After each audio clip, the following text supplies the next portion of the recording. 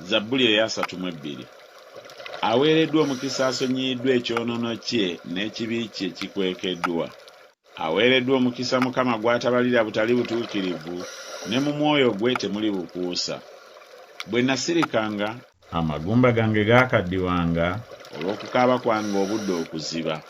Kubanga emisana n'ekiro omukono gwo gwanzitowereranga, amazzi gange ne gakaliranga ng'olw'omusana ogw'ekyeya.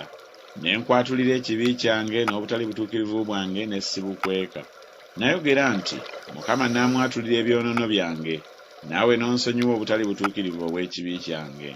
Ku lw'ekyo buli atya Katonda akusabenga mu biro by'oyinza okulabikiramu.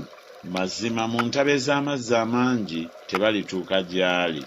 Oli bwekweko bwange, ononkuumanga mu kulaba ennaku, onooneetooloozanga ennyimba ez'obulokozi.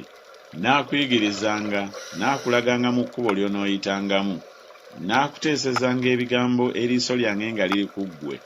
Temubanga mbalaasi n'ennyumbu ezitalina magezi, ezigwanira okusibibwa ekyuma n'olukoba okuziziyiza, awatali ebyo tezirijja gy'oli.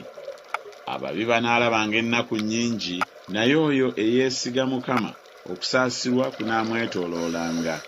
Musanyukire Mukama, mujaguze mu abatuukirivu, mwogere waggulu olw'essanyu, mwenna abalina omutima ogw'amazima.